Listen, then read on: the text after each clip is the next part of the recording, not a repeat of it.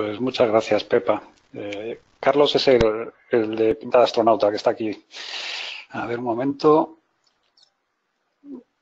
Vale, pues esperar un momento. Que quiero quitarme los controles. Vale. Bueno, pues sí, buenos días a todos. Yo soy Carlos Álvarez, colaboro con la Fundación desde hace año y medio, 2 años ya. Soy el director de marketing en KIM, que es una empresa con oficinas en Barcelona, Madrid, Vigo, que es donde estoy yo, y Santiago de Chile, dedicada a la transferencia de tecnología en sentido amplio.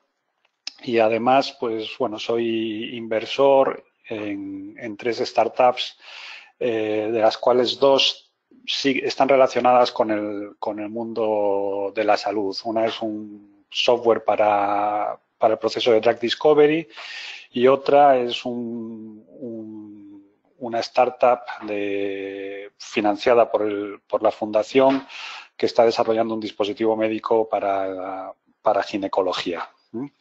En la sesión de hoy,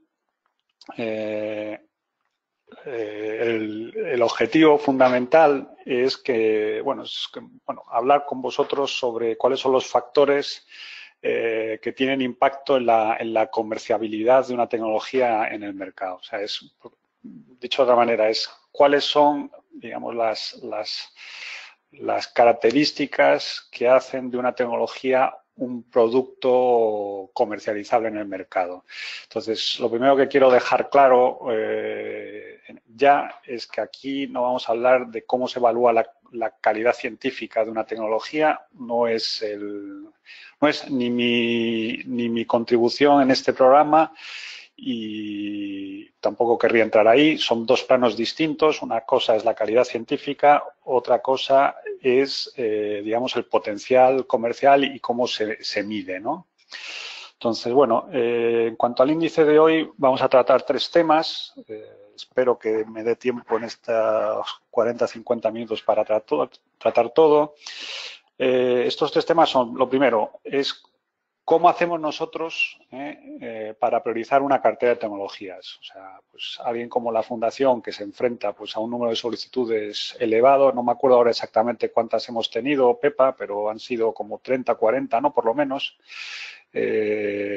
Pues bueno, hay una serie de requisitos básicos de comerciabilidad o de marketability que debían los americanos, que es lo primero que vemos, ¿no?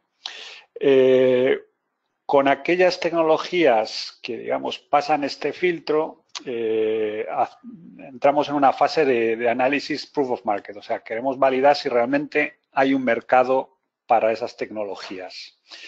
Y por último, en este proceso, todo ese aprendizaje que vamos consiguiendo a lo largo del tiempo, lo plasmamos en un modelo de negocio con el que eventualmente saldremos al mercado.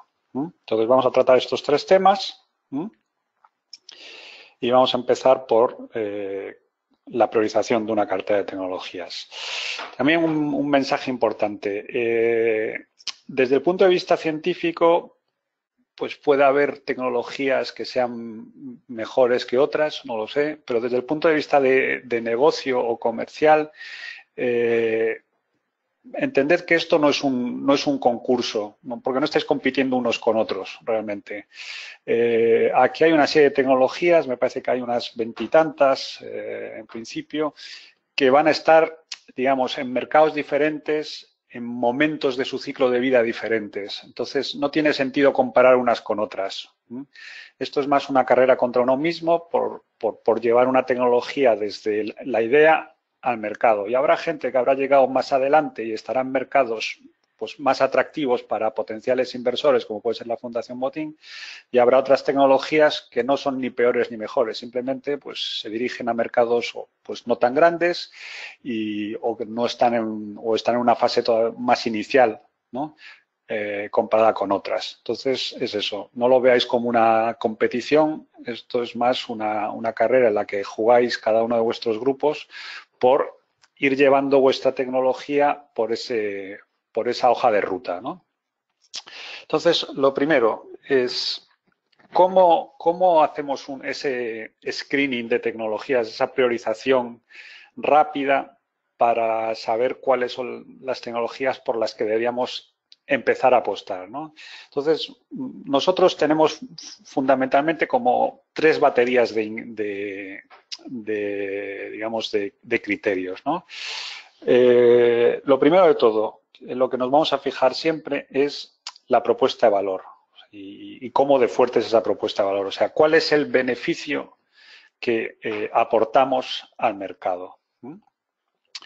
Por otro lado, la segunda batería de ítems es el atractivo del mercado al que nos dirigimos en sí mismo, ¿no? Y por último, hay una batería de 2 criterios que le llamamos el readiness to transfer. Entonces, básicamente, nosotros cuando cogemos una cartera de tecnologías, lo que hacemos es pasarle estos criterios, que son 4 y 3, 7 y 2, 9, correcto, estos 9 criterios y tratamos de hacer un filtrado muy rápido. Y las que pasan, digamos, son tecnologías en las que decidimos seguir investigando. Esto no es más que un primer filtro. Entonces, os voy a contar un poco qué significan todos estos criterios, ¿no? Vamos a empezar por la parte de la batería de criterios que miden la fortaleza de la propuesta de valor, ¿no? Entonces, pues bueno, ahí la tenéis. Son criterios que ponderamos según nuestra experiencia, ¿no? Pero bueno, básicamente son esas cuatro grandes preguntas, ¿no? Primero, ¿cómo de singular es la innovación en la que estáis trabajando? O sea, ¿hay más gente trabajando en esta problemática? No. ¿Hay muchos? ¿Hay pocos? Bueno, eso es un tema importante para nosotros, ¿no? En la medida que haya menos gente, es más interesante. Luego, ventajas competitivas.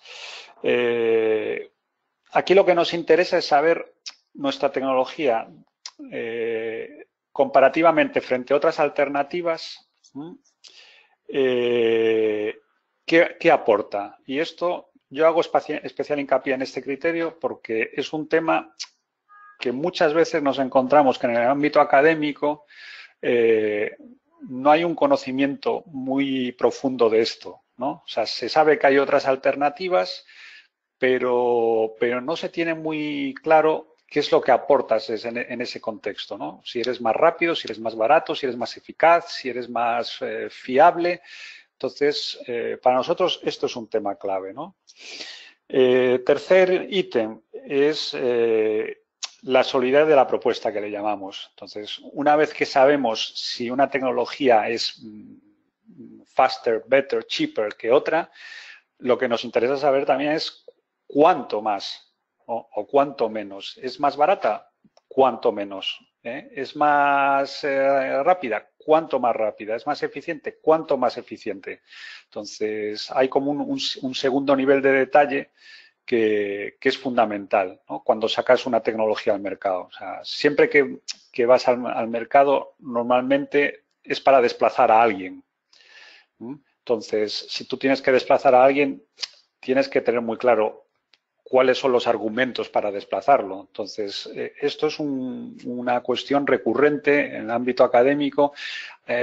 Muchas veces no se tiene claro estos dos temas, ¿no? O sea, cuál es la ventaja que aportas y en qué medida es relevante esa ventaja, ¿no? Y por último, hay un cuarto criterio que es la diversidad de aplicación, ¿no? Y es, pues eso, es la tecnología la que estáis trabajando, pues cuál es la diversidad de aplicaciones posibles. ¿Está muy enfocada a un problema muy concreto o es una tecnología pues que podría ser, pues no sé, pues un tipo de ultrasonidos, por ejemplo, se me está ocurriendo que podría ser utilizado tanto en ginecología como en, no sé, como en cardiología, ¿no? O sea, cuantas más aplicaciones posibles, más interesante es desde el punto de vista de negocio. Entonces, esta primera batería de criterios para nosotros es fundamental. Es fundamental. Y además aquí es claramente el mayor déficit cuando trabajamos en el entorno académico, ¿no?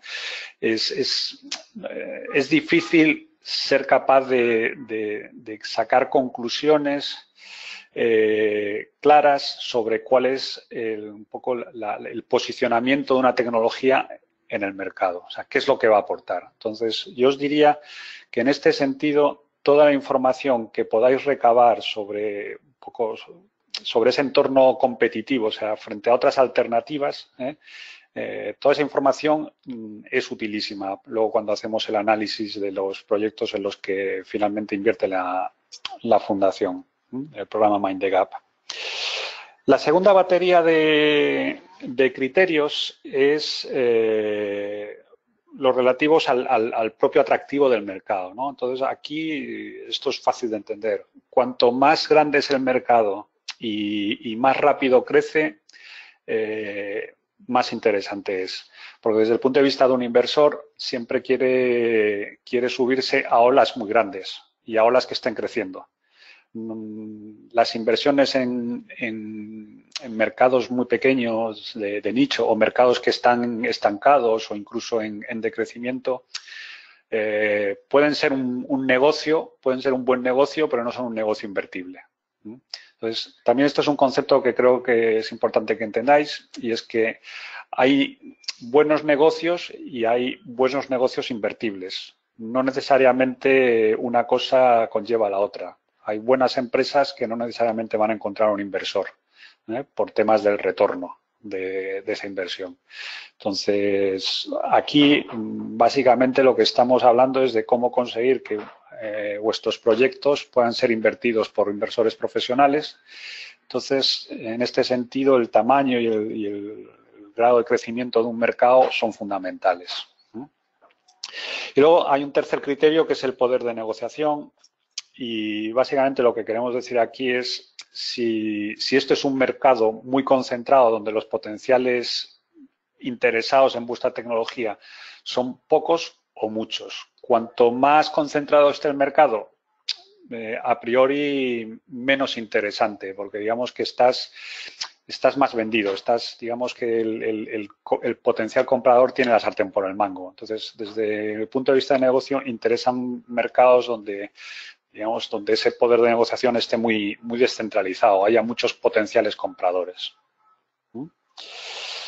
Y por último, pasamos a la tercera batería de criterios, que son los que nosotros, bueno, nuestra empresa llamamos Readiness to Transfer, que hacen referencia básicamente a dos cosas. Por un lado es el grado de madurez de la tecnología, que se puede entender tanto como el TRL, el Technology Readiness Level, en el ámbito más de la ingeniería, más para los dispositivos médicos, por ejemplo, o en el ámbito más farmacéutico, pues digamos el marco comparable sería lo que llaman el Drug Development Phase, ¿no? O sea, es un poco cuál es el ciclo el estado en la fase de desarrollo de un fármaco, las fases preclínicas, clínicas, etcétera, etcétera. Entonces, desde nuestro punto de vista más centrado en la comerciabilidad, cuanto más avanzado, más fácil, ¿no?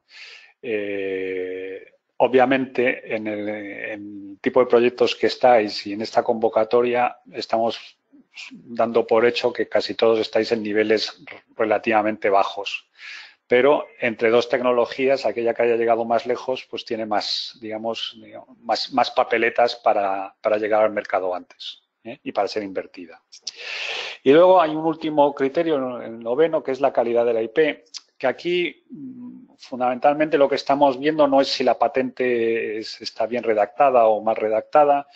Aquí estamos viendo, digamos, temas más cualitativos. Básicamente lo que vemos es qué tipo de protección tiene, si está protegida en los países donde debería estar protegida, etcétera, etcétera. O sea, no entramos en una valoración de la patente en sí mismo, ¿no? Simplemente si por lo menos la estrategia que se ha desarrollado pues está bien definida sobre el papel.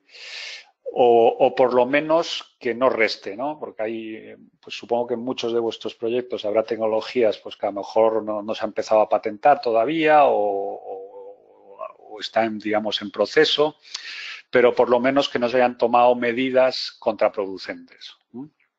Entonces, bueno, nosotros al final, en este proceso, digamos, preliminar, pasamos estos 9 criterios y ahí pues nos hacemos una composición del lugar, una foto, no sobre qué tecnologías son buenas o malas, porque en este momento no somos capaces de evaluarlo.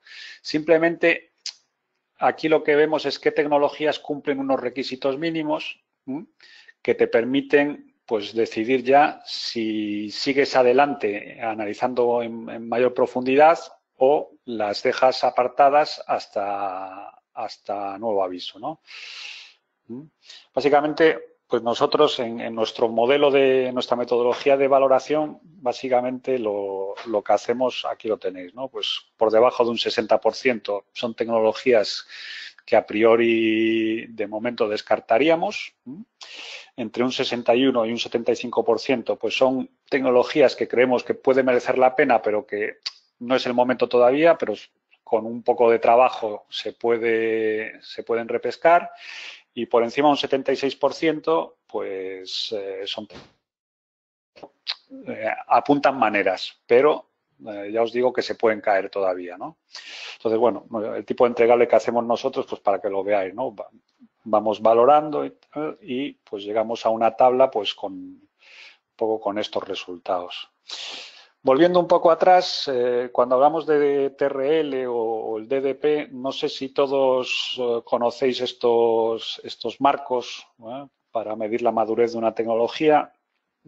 Por si acaso, porque he visto que a veces no hay gente que no los conocía, pues aquí tenéis un poco ambos modelos, ¿no? A la izquierda el TRL, que es un modelo desarrollado inicialmente para espacio, que ha tenido que ser un poco trasladado a un entorno más general, y a la derecha el Drug Development Phase, ¿no? Pues que ya veis, hay la parte de discovery, preclínicas, clínicas, etcétera, etcétera. Entonces, esto también es importante para nosotros, que seáis capaces de valorar en qué fase estáis con vuestras tecnologías. ¿De acuerdo?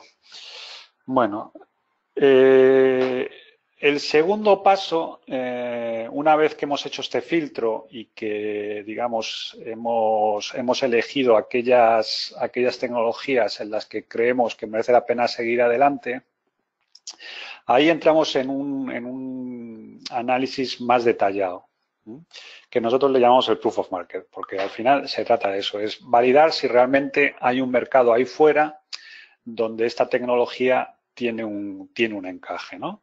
Entonces, nosotros en esta fase, pues siguiendo un poco el mismo esquema, lo que vamos a valorar son básicamente tres temas, ¿no? Por un lado, vamos a entrar más en detalle en el propio mercado, ¿no? O sea, queremos saber, pues, eso, cómo ese mercado está segmentado. Pues, por ejemplo, hablando de ultrasonidos, bueno, pues, ¿cuál es el mercado de ultrasonidos para cardiología? ¿Cuál es el mercado de ultrasonidos para ginecología? Para, no sé, para lo que sea. Ver un poco cómo está articulado ese mercado y dónde se está invirtiendo, ¿no? Pues, en qué mercados hay más dinero en movimiento. Y cómo están evolucionando. ¿Son mercados estancados? ¿Están creciendo? ¿No están creciendo?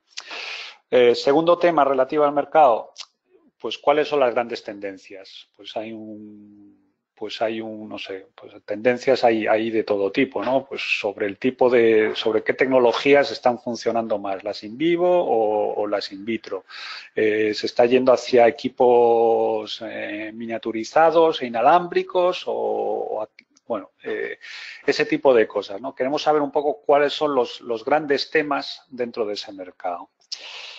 ¿Cuáles son los grandes jugadores también? O sea, por ejemplo, volviendo al tema de ultrasonidos, pues, ¿quiénes son los grandes jugadores que marcan la pauta ahí, ¿no? Pues por ejemplo, en ultrasonidos, que es un proyecto que estoy llevando ahora con la Fundación, pues sabemos que son pues General Electric, Philips, Samsung, Toshiba. Bueno, pues eso, ¿quién juega ahí? ¿Quiénes son los grandes players? Y por último, conocer un poco más de cerca pues el entorno regulatorio y económico, ¿no? O sea, es cómo afecta la legislación y otros temas económicos que pueden ser pues, más excepcionales en este ámbito. Pero sobre todo el entorno regulatorio, que en principio os afecta a todos más o menos de forma parecida. Entonces, esto sería esa primera batería. Luego, el segundo tema en el que nos fijamos mucho es el de la cadena de suministro. Y fundamentalmente, cuáles son los eslabones de esa cadena y cuál es la posición que vosotros y vuestra tecnología queréis tener en esa cadena. O sea, en qué momento entráis y cuál es el, digamos, el cliente al que vendéis. Cuál es el perfil del cliente al que tendríais que vender vuestra tecnología. Y otra vez, ¿quiénes son los principales clientes a los que tendríais que dirigiros? Y por último, la tercera gran batería de criterios es el entorno competitivo. O sea, y ahí básicamente lo que queremos saber es pues, qué tecnologías, qué IP, qué empresas competidoras y sustitutivas existen en este entorno y cómo se posiciona cada una de ellas, ¿no? Entonces, bueno, en cuanto al mercado potencial, no sé si manejáis este tipo de bases de datos, pero bueno, os he puesto aquí un ejemplo muy sencillito que funciona, ¿no? O sea, cuando buscamos información sobre el mercado, sobre magnitudes, tendencias y tal, en general, raro es el mercado donde no hay una empresa de investigación de mercados que haya hecho ese análisis, ¿no? Entonces, ese tipo de documentos es relativamente fácil de encontrar. O sea, la clave son los keywords que utilizas. Entonces, pues eso. La clave es encontrar el keyword que define tu mercado. Más market billions y te encuentras en la primera página de Google, ahí lo menos el 95% de los documentos van a ser informes de mercado que ya en el abstract ya te proporcionan gran parte de esa información básica, ¿no? Pues eso, tamaños, segmentación, principales jugadores, etcétera, etcétera. Entonces esto como digamos, truco rápido, ¿no? Obviamente, si disponéis de presupuesto, yo os recomendaría que para entender bien el mercado al que queréis ir, pues comprar estos informes.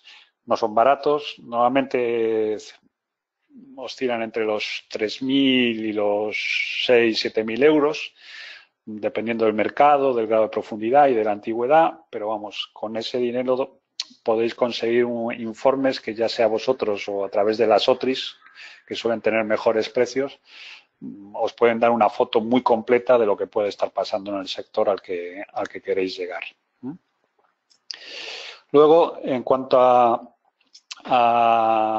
la cadena de suministro, pues lo que os comentaba. O sea, aquí la clave es tener muy claro cuál es el conjunto de, digamos, de actores y de actividades que tienen lugar desde que se idea un producto o un servicio hasta que es consumido por el paciente, ¿no? Entonces, bueno, aquí os he puesto la cadena de valor típica en el ámbito sanitario, que veis que vosotros estáis pues, al inicio de todo, en el centro de I+D, en una fase de discovery o algunos a lo mejor en preclínica ya, y hay todavía una serie de pasos que dar hasta llegar al paciente final. Entonces, bueno, otro tema importante aquí es dónde puedo o dónde quiero estar o hasta dónde quiero llegar, mejor dicho, en este ciclo.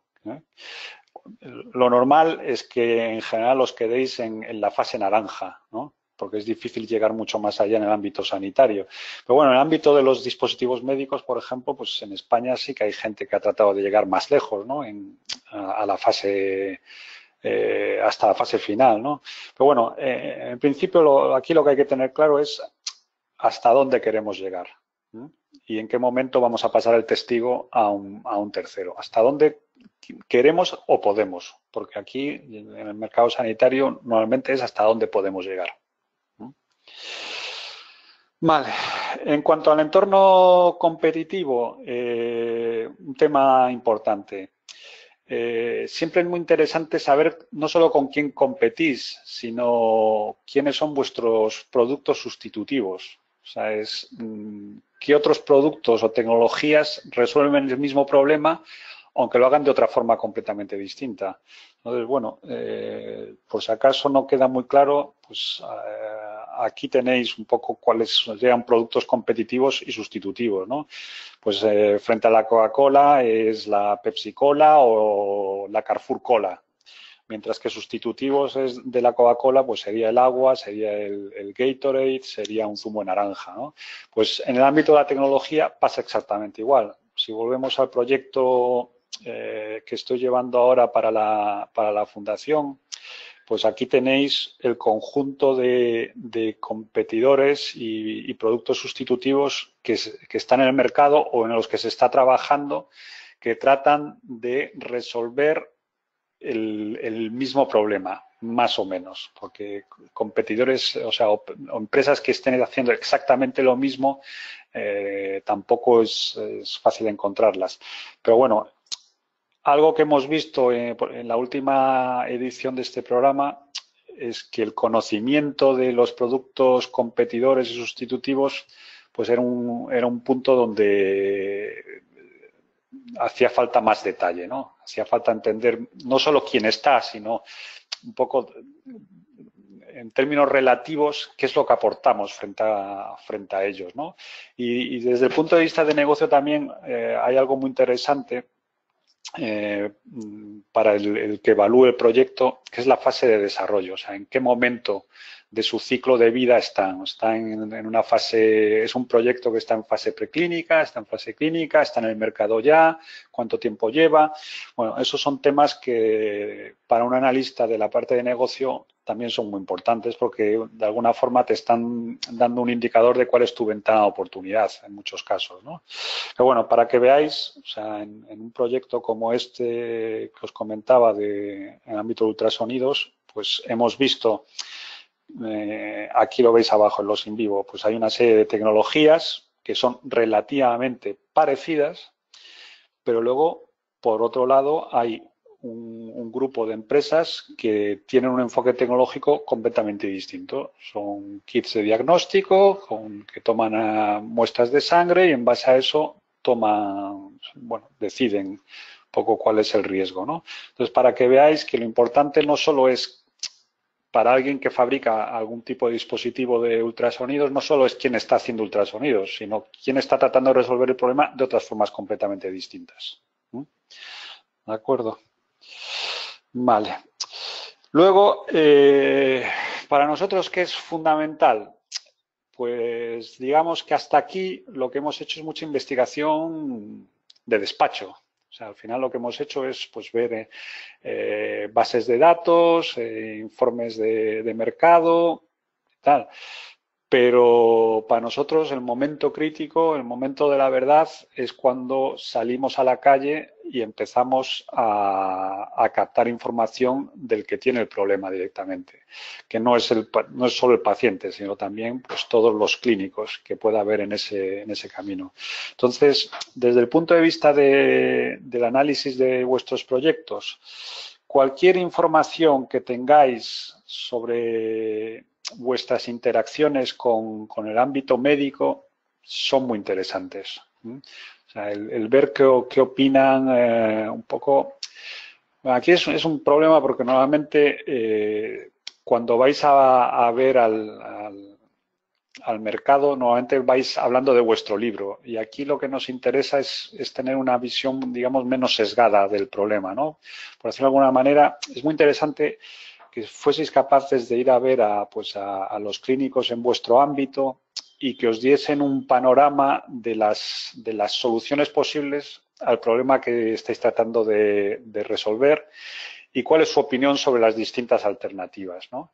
Porque eso nos da una visión mucho más clara de pues si tenemos una solución mejor o peor, qué debería tener nuestra solución para ser mejor, que son datos que volvemos un poco a lo que os comentaba al principio sobre la propuesta de valor. Son fundamentales para definir una propuesta de valor que sea sólida y y que tenga éxito, ¿no? Normalmente nos falta eso. En el entorno académico normalmente solemos pensar en los problemas desde el punto de vista puramente funcional, o sea, si nuestra solución resuelve un problema o no la resuelve. Pero desde el punto de vista de negocio, la foto es mucho más complicada porque no basta solo con resolver un problema. Tienes que hacerlo en unos términos que sean mejores que el status quo. Y términos mejores que el status quo, pues depende de muchas cosas. Depende del precio que pueda tener esa solución, depende de la eficacia, depende de la velocidad en tener una respuesta. Hay muchos condicionantes en el mercado. Entonces, en la medida en que sepamos cuáles son esos condicionantes, nuestra propuesta de valor la podemos, digamos, definir con más matices y de forma que pueda tener mucho más impacto. Entonces, yo os animo a que salgáis a la calle y habléis con el entorno clínico y tratéis de entender cuál sería su reacción frente a una alternativa nueva como la que proponéis. Porque esa información va a ser muy útil. Y si no la tenéis, ya os avanzo que es lo que se va a hacer los primeros meses o el primer año en aquellos proyectos en los que el programa Mind the Gap entre como inversor. Porque no tiene sentido avanzar en un proyecto donde se están invirtiendo estas cantidades sin tener claro cuál es la propuesta de valor. Para mi gusto es lo primero que tenemos que tener claro. O sea, es si vamos a entrar en un mercado, cuál va a ser el impacto que buscamos. Entonces, en la medida posible, si esto lo tenéis feedback ya del mercado, estupendo. Si no, va a ser lo primero que trabajemos con vosotros. Y bueno, ya para cerrar esta sesión, por último, el modelo de negocio, ¿no? Entonces, quería comentaros algunas ideas, ¿no? Y es que una startup o un spin-off, que es lo que estáis proyectando vosotros cuando os habéis presentado este programa, no es una empresa en pequeño. Una startup es una organización que está buscando un modelo de negocio que sea repetible y escalable. De la misma manera que un grupo de investigación es una organización que desarrolla experimentos que sean reproducibles y repetibles. Pues en el entorno de los negocios buscamos algo muy parecido, es buscar, aquí lo cuento, ¿no? Es una lógica, un modelo de negocio es la lógica que sigue una organización para generar, transmitir y monetizar ese valor, ¿no? Entonces, todo esto se hace en base a experimentos, o sea, a definir hipótesis y hasta que lleguemos y validarlas hasta que lleguemos a una forma, a una lógica de generar valor y monetizarlo que sea repetible, que no sea, digamos, excepcional. Entonces, bueno, para que entendáis un modelo de negocio básicamente es esto, ¿no? O sea, es la combinación de todos estos elementos, ¿no? Que es un poco la forma de recoger todas las conclusiones de lo que hemos hecho en la fase anterior del Proof of Market, o sea, de toda esa investigación documental, esas interacciones con clientes y usuarios, recopilamos una serie de información sobre estos aspectos del negocio, ¿no? Pues lo primero es quién es el perfil de cliente y cuál es la propuesta de valor para ese cliente, pero luego también temas, pues, cuál es el modelo de relación con ese cliente, cuáles son los canales de distribución, cuál es nuestra forma de ingresos, cuáles son las actividades clave, la estructura de costes, etcétera, etcétera, ¿no? O sea, digamos que esto es el entregable de esa fase previa que llamamos Proof of Market. Ahí, digamos que recopilamos toda la información sobre cómo creemos que va a funcionar este negocio. Y eso lo representamos gráficamente pues en este documento, no sé si conocéis, se llama es una metodología desarrollada entre un suizo y un profesor de Stanford en Estados Unidos, que se ha hecho muy famosa en los últimos 10 años, que es una forma de recoger cuál es digamos, el modelo de negocio, la forma en que esta tecnología va a generar valor y va a monetizarlo, va a hacer dinero con ella, ¿no? Entonces, de alguna forma, para que lo entendáis de forma más conceptual, ¿qué es lo que representamos en este canvas del modelo de negocio? Pues en el lado derecho superior, básicamente lo que vamos a definir es cómo generamos ese valor que es deseable para el cliente. O sea, ¿qué le vamos a ofrecer que para el cliente al que nos dirigimos hace que nuestra tecnología y el producto o servicio que construimos alrededor de esa tecnología sea de interés y esté dispuesto a pagar por él? En la parte superior izquierda lo que vamos a tratar es cómo hacemos factible ese valor. Y aquí, pues, hay distintos temas, ¿no? Pero fundamentalmente lo primero es qué aportamos nosotros, pues, cuáles son nuestros recursos claves, ¿no? Pues ahí, pues, tendremos unas patentes, tendremos, pues, un Key Opinion Leader, tendremos, no sé, un conocimiento X. Bueno, eso es un poco el core de nuestra propuesta, ¿no? ¿Cuáles van a ser las actividades clave? Pues ahí también tendremos que definir hasta dónde queremos llegar en esa cadena de suministro. Pues nosotros nos queremos centrar en la parte, pues, de discovery y preclínica, ¿no? O sea, ahí, pues, por ejemplo, en el ámbito de los dispositivos médicos, pues nosotros nos centraremos en cubrir la parte preclínica, los ensayos preclínicos y los clínicos 1, antes de pasarle el testigo a otra empresa que se va a hacer con nuestras patentes y nuestros prototipos y tal, y va a seguir en esa ruta hacia el mercado. Y por último, en la parte de abajo, lo que estamos analizando es cómo vamos a monetizar esa propuesta de valor para que sea económicamente viable. O sea, cómo vamos a conseguir que nuestros ingresos sean mayores que nuestros gastos. Entonces, de cara a vuestras candidaturas, creo que no estáis en condiciones todavía de tener una visión clara de todo esto, pero en la medida en que hayáis hecho una reflexión sobre estos conceptos, yo diría que sobre todo sobre los dos primeros, lo que llamamos el segmento de clientes y la propuesta de valor y los recursos clave, o sea, yo me daría con un canto en los dientes, si eso lo tuviésemos claro. Porque a partir de ahí podemos empezar a construir y es lo que se va a hacer seguramente durante el primer año para aquellos proyectos en los que el programa acabe invirtiendo. Bueno, también un poco girando sobre el tema de los modelos de negocio, pues aquí también os pongo pues, los 3 modelos básicos de negocio que hay en el ámbito de la ciencia, ¿no? Pues al final es el modelo de licencia, el modelo de creación de spin-offs y el modelo de prestación de servicios. Supongo que todos vosotros, el que más, el que menos, ha prestado servicios para terceros, ¿no? Ya sea de consultoría o de desarrollo de proyectos. Aquí lo que vamos a tratar es de crear una empresa y bueno, aquí he tratado un poco de destilar cuáles son los aspectos clave de un modelo de spin-off, ¿no? Y lo primero es que la propuesta de valor en un spin-off siempre gira en torno a una aplicación concreta. Eso es fundamental. O sea, no podemos crear una empresa con una tecnología que sirve para muchas cosas, pero que no sabemos qué problemas resuelve concretamente. O sea, tenemos que centrarnos en una aplicación concreta.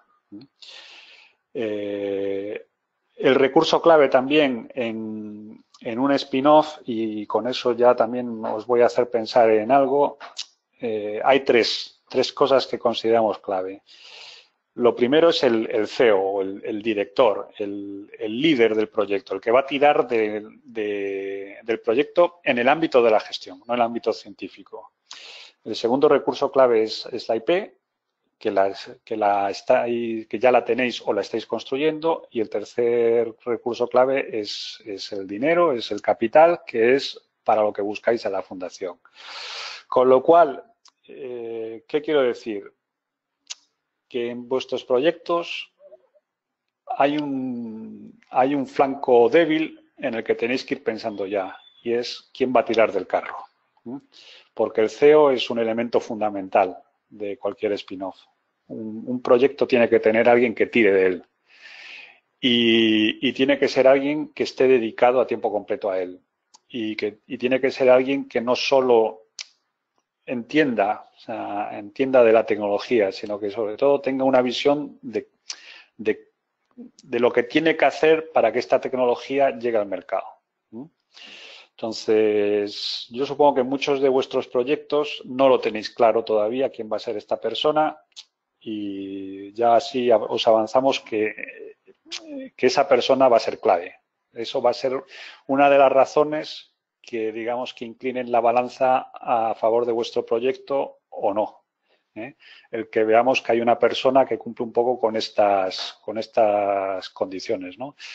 Que se pueda dedicar a tiempo completo, que no sea solamente un perfil científico, sino que también tenga unas cualidades para la gestión de una empresa y que lo veamos capaz de tirar, ¿no? de mover a un equipo hacia adelante, ¿no? Entonces, tema muy importante.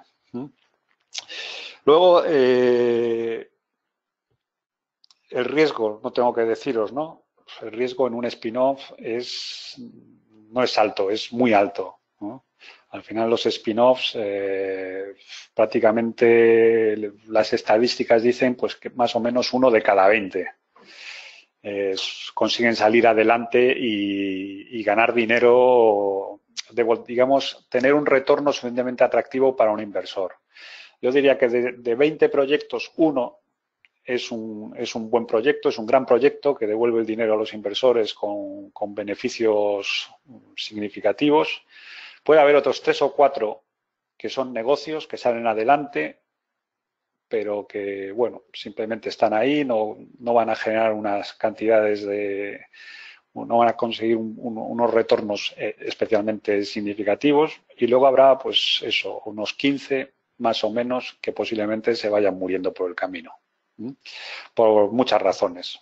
Pues porque el mercado no es lo suficientemente atractivo, porque no son capaces de encontrar inversores, porque la ventana de oportunidad se acabó y no llegaron a tiempo, porque llegan demasiado temprano. La verdad es que razones para que un proyecto de este tipo fracasen puede haber muchas y a veces no tienen mucho que ver ni con las personas ni con la tecnología en sí mismo. Simplemente pues las condiciones o el contexto no era adecuado. Porque ya os digo, hay proyectos que llegan demasiado pronto y hay otros que llegan demasiado tarde. El timing es un elemento fundamental cuando creas una startup. Hay que llegar en el momento correcto. Y luego, para que también vayáis pensando en ello, desde el punto de vista de los stakeholders en un proyecto de este tipo, haceos a la idea de que aquellos que lleguéis hasta el final y seáis invertidos, los inversores van a ser como un matrimonio. Hay que elegir bien a los inversores porque van a ser una parte muy relevante del proyecto y además no solo ponen dinero, sino que además opinan. Entonces, esto hay que vivir con ello y no todo el mundo sabe vivir con eso, ¿no? Con la idea de que hay alguien que de repente ha puesto mucho dinero y quiere opinar y quiere tener voz y voto en las decisiones importantes de la empresa.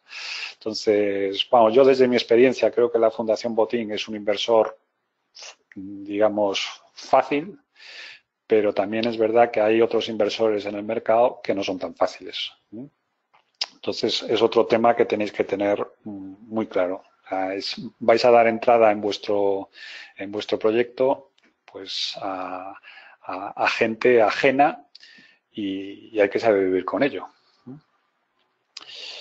Vale. Bueno, volviendo un poco al canvas del modelo de negocio, pues esto sería pues, un ejemplo de lo que sería el modelo de negocio de uno de vuestros proyectos, ¿no? Entonces, nosotros en la fase 0, en el momento en que el programa Mind the Gap entra en vuestros proyectos, pues nos vamos a hacer una composición de lugar poco parecido a esto, ¿no? Y aquí pues tenéis un montón de ideas que son pues las hipótesis, ¿no? Sobre quién es el perfil de cliente, cuál es la propuesta de valor, cómo vamos a llegar a ellos, etcétera. Y lo que vamos a hacer, sobre todo al principio, yo diría que durante los 2 años durante los cuales la Fundación participa de forma más activa en el proyecto, lo que vamos a hacer es validar gran parte de estas hipótesis. Y pues en esa fase de validación, pues lo que iremos viendo, y aquí ya os planteo un poco cuál va a ser la realidad de los primeros años de vida, es ir iterando. O sea, pues tendremos un modelo de negocio donde creeremos que el negocio es así, que a base de contrastar con el mercado iremos viendo pues que no era así exactamente, que los casos de uso de nuestra tecnología no eran estos, que eran otros, que percibíamos que nuestra propuesta de valor era esta y realmente era otra. Entonces, vamos a ir iterando en estos modelos de negocio hasta que por fin lleguemos a un modelo de negocio que conseguimos que sea repetible y escalable. Es decir, conseguimos un modelo de negocio donde sabemos que por cada euro que metemos salen X. Y que además lo podemos repetir de forma indefinida mientras seamos capaces de captar financiación. Y en ese momento seremos ya una empresa y en ese momento pues entrarán otro tipo de inversores que lo que buscan es financiar el crecimiento y no esta fase más semilla de vuestro programa. Entonces aquí contamos con una limitación importante y es que eso es un proceso iterativo de aprendizaje en el que cada día se gasta dinero, pero el dinero tiene un límite. Entonces, aquí una de las claves es ser capaz de aprender lo más posible sobre nuestro modelo de negocio, tratar de llegar a un modelo de negocio estable y definitivo antes de quedarnos sin dinero en la caja. Y ese es el gran reto en estos 2 primeros años. Y bueno, con esto pues termino porque me parece que ya van unos 45 minutos y queríamos dejaros un poco de tiempo para preguntas. Aquí tenéis mis datos de contacto y bueno, para lo que queráis, si no es directamente a través de Pepa, estoy a vuestra disposición. Y si quieres, Pepa, empezamos con las preguntas. Muchas gracias, Carlos. Bueno, yo creo que muchísimas gracias por tu aportación. Yo creo que les has facilitado, has proporcionado a los asistentes hoy información e indicaciones muy valiosas para ayudarles a definir y a valorar y a presentar su propuesta de valor de cara a construir un negocio. Sí, me gustaría, antes de pasar al turno de preguntas, solo hay una cuestión de terminología que querría aclarar, sobre todo por evitar, no vaya a ser que haya confusiones. Carlos os ha presentado, como habéis podido ver, el punto de vista, los criterios, pues en general de cualquier inversor y en concreto un modelo que lo utiliza y que utiliza su equipo pues, para eso de valorar, de cualquier proyecto que está basado en tecnología y ciencia. Comentar que cuando habla de criterios de evaluación y de selección se refiere a este modelo suyo. Sí. A no confundir, importante, con los criterios de selección y de evaluación de MindTheGap, que esos los tenéis especificados en las bases de la convocatoria. Y entonces, tanto criterios como ponderaciones que se hayan utilizado en la fase 1 como los que se van a utilizar ahora en la fase 2, los veis ahí. También lo repasamos en el primer webinar. En el webinar que impartimos el viernes pasado tenéis la grabación disponible.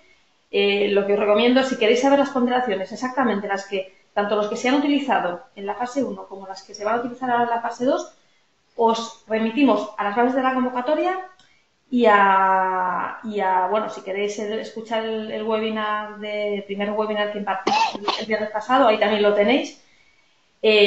Comentar también, pues si alguien también se ha llevado alguna idea, Carlos está involucrado en MindTheGap, como os decía, es colaborador nuestro, se involucrará sobre todo en fases más avanzadas, sobre todo en la fase 3, también, como veis en las bases de la convocatoria, puede participar en las entrevistas que hay ahora en la fase 2.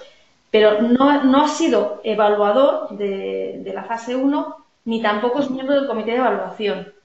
Esto creo que es importante que quede claro, tanto el tema de los criterios, que lo que os ha contado aquí Carlos os va a resultar muy útil porque son los criterios que utiliza en general pues, una persona que se enfrenta a la tecnología y que tiene un perfil de inversor y que va a mirar una serie de cosas y son los que os estaba comentando.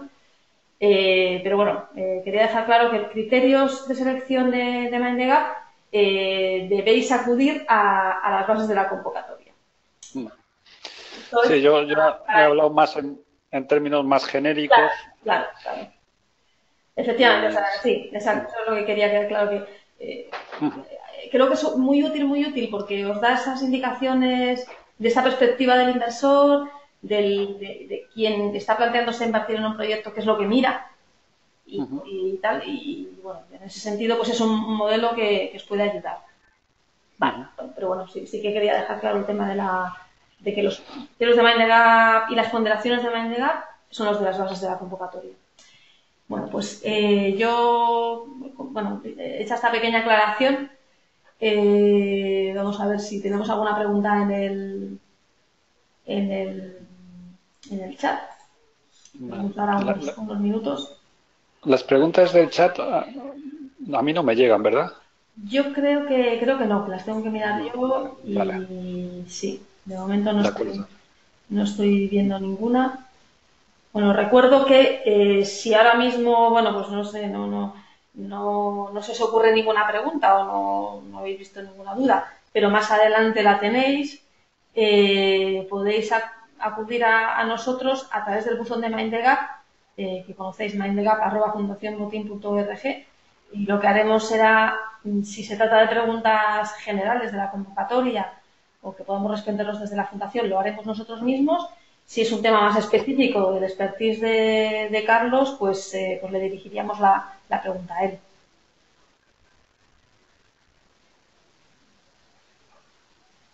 Bueno, pues no veo que haya ninguna pregunta.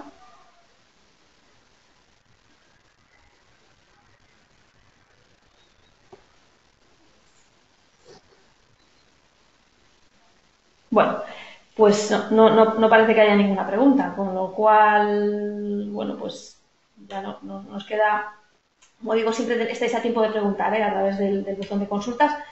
Muchísimas gracias a todos los que habéis participado hoy, por supuesto a Carlos por compartir su conocimiento y experiencia con nosotros. Espero que os sirva de mucha ayuda y bueno, mucha suerte a todos los candidatos. Os recuerdo rápidamente, aparte de los 3 webinars con este de hoy que hemos impartido y cuyas grabaciones vamos a colgar en la página web de la fase 2 de Mindegap, nos queda un webinar el próximo lunes sobre el proceso de transferencia de tecnología que se imparte, como decía, el lunes 15 de octubre a las 4 de la tarde. Todavía estás a tiempo de escribiros si no lo hubierais hecho. Muchas gracias. Saludos y buen día a todos. Sí, muchas gracias a todos. Sí, deseando ver vuestros proyectos, los que lleguéis al final. Hasta pronto.